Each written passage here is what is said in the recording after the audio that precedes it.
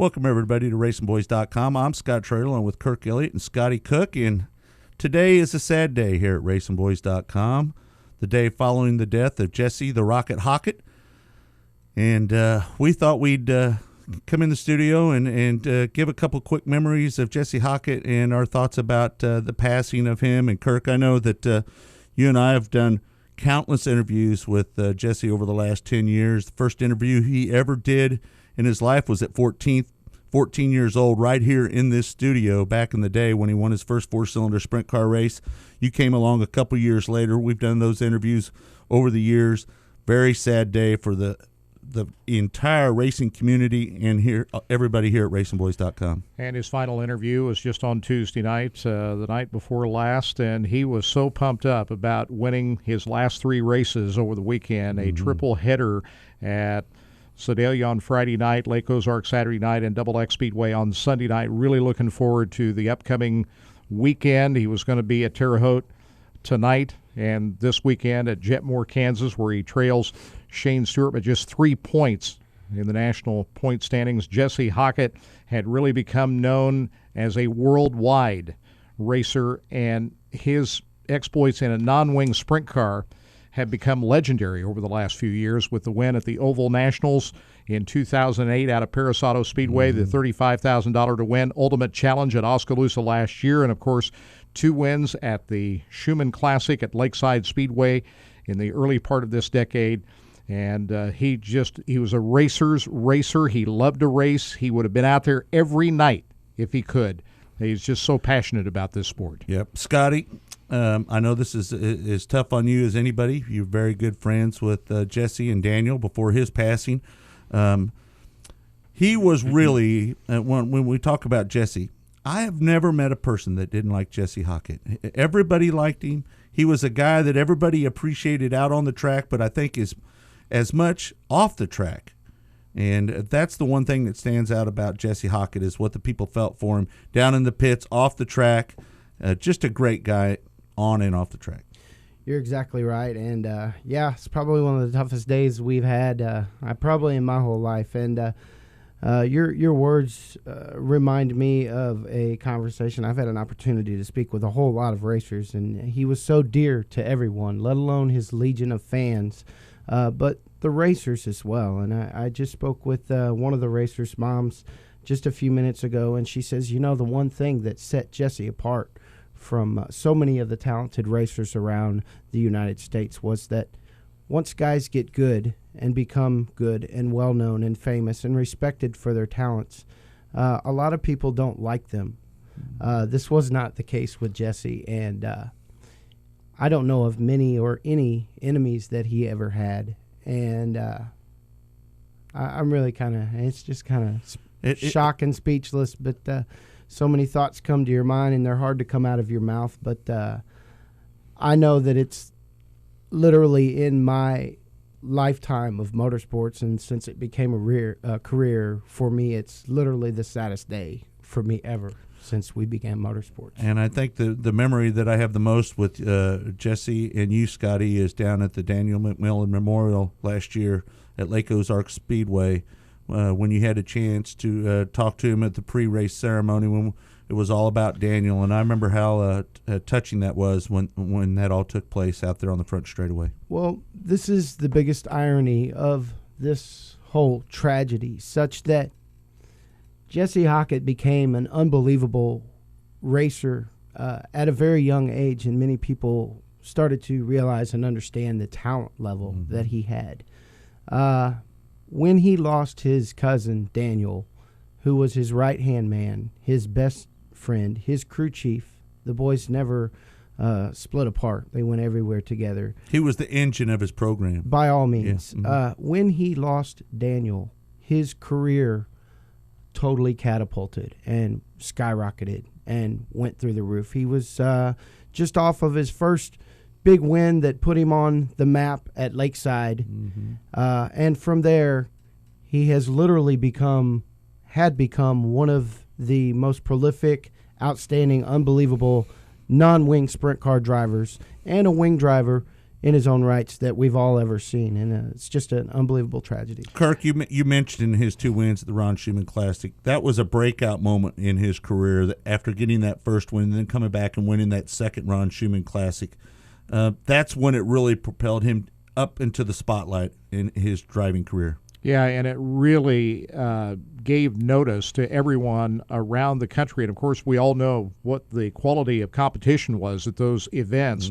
What a great non-wing sprint car racer he is, and even became more so after that. I remember when he won the Oval Nationals out at Paris Auto Speedway. That elevated his career even further. And, of course, last year at Oskaloosa when he won the Ultimate Challenge up there, and he, even beyond these shores of the United States, he went down at Australia, won some races down there. So truly a worldwide known racer, and that is the one thing that I will take out of everything about Jesse Hockett is that the whole world knew about Jesse Hockett in grassroots racing, and I'll always be grateful for that. We're lucky to say that he was one of our own here at RacinBoys in this community, in this region, because this is where he was from. But as you alluded to, Kirk, he was worldwide known, and it was because of his ability. And unfortunately, not everybody got to know the Jesse, the person.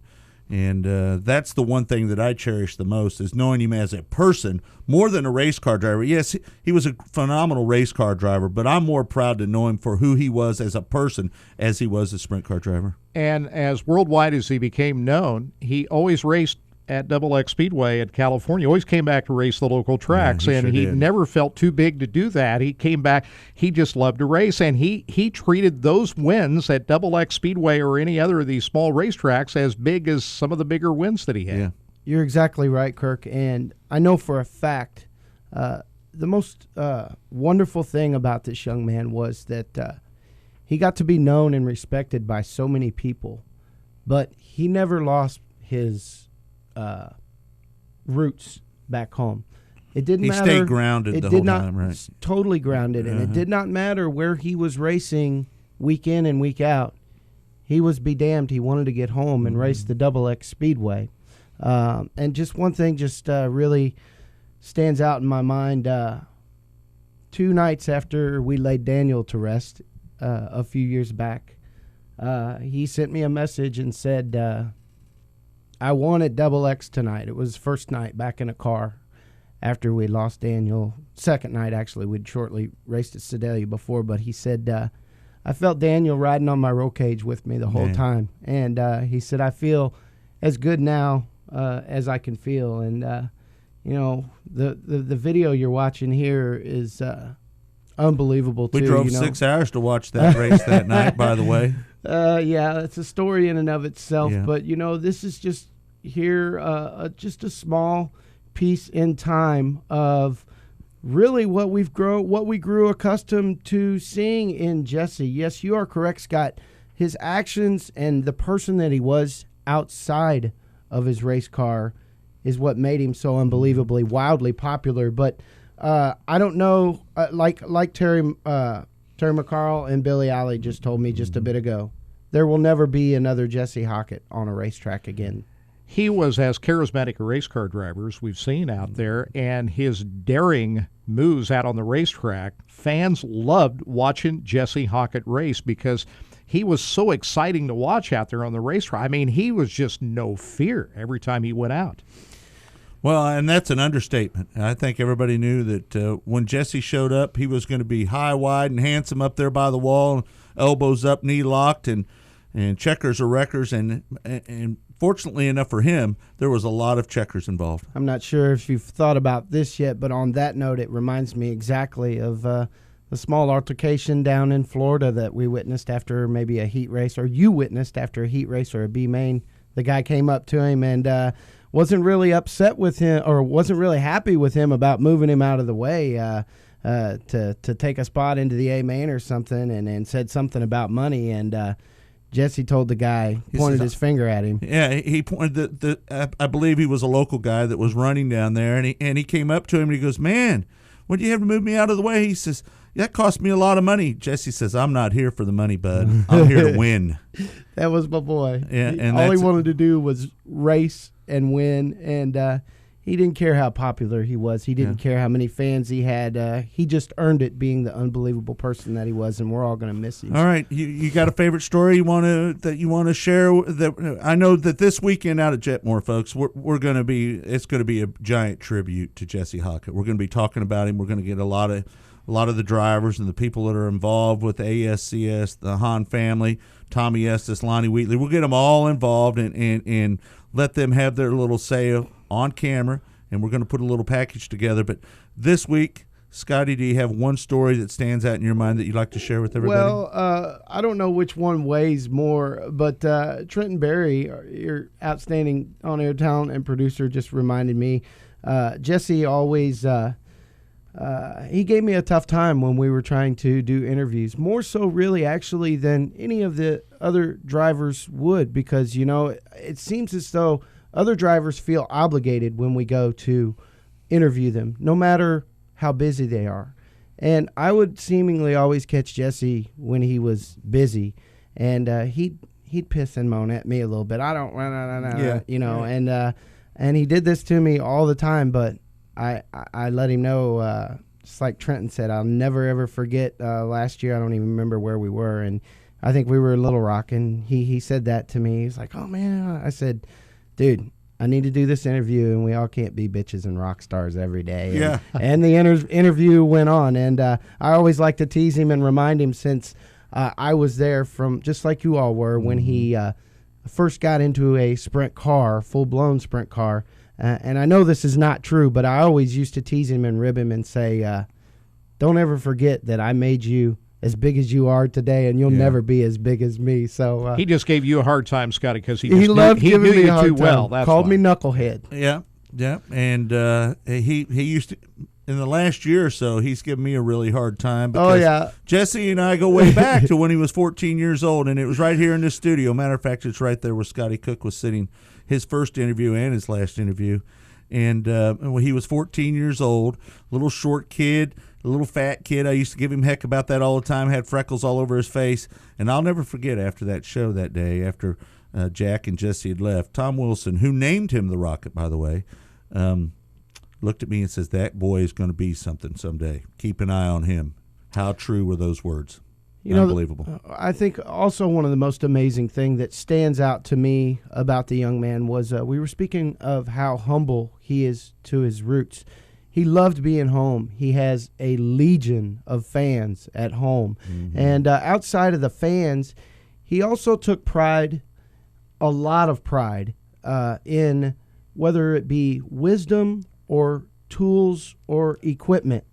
He always liked coming back home and being able to share that with his fellow racers. Yeah, I asked him about that. Like Tony Bruce, he stays out there, goes to the next race. I said, so what, did you stay down in Texas? He says, heck no, I'm going home. And why wouldn't he go home with a beautiful new bride and Tina? And our thoughts and prayers are out to her and Jesse's family and Jack. I know I had a chance again to talk to him yesterday. And the one thing that stood out to me when I talked to Jack, I left him a message on his phone, and I think this explains Jack and Jesse's relationship. His voice message says, "This is the Rockets' daddy. Leave a message." Indeed, he was. Jack Hockett was so proud. Jack Hockett was, let alone one of the proudest fathers in the world. But rest assured, each and every one of you might be watching this, know that Jack Hockett was the biggest fan of the Rocket. There's no doubt. Well, one thing I hope the family takes comfort in, Jesse Hockett will never be forgotten. His legacy will last for decades to come. Forever. And forever and evermore. Jesse Hockett, one of the great racers to come out of not just Missouri, but also the entire United States. And we certainly wish his family the best. And there'll be more tributes to come here on RacinBoys.com as we follow the story here on Racing Boys. Scotty, thanks for coming in, buddy. I know that we're headed to Jetmore, and to be honest with you, it's hard to get up and get going, but I know when we get there, we're going to be happy that we're around our sprint car family. And I've never been more proud to be a part of the sprint car community than I am right now, and the just the passion that I feel for everybody that has all the love and misses Jesse so much. And again, our thoughts and prayers go out to the Hockett family, Tina, we're really thinking about you. So tune in this weekend, Saturday and Sunday night on RacinBoys.com, and we'll be broadcasting the race at Jetmore at the Stephen King Memorial. And how fitting is that we're going out there to the Steve King Memorial, and we'll be talking about Jesse, and I'm sure that there'll be a lot of great things said about Jesse from all the people who are involved with the sprint car community. For Kirk Elliott, Scotty Cook, I'm Scott Traylor. Pay attention to what's going on at Racing Boys next week. We'll have a tribute of Jesse Hockett. Thank you.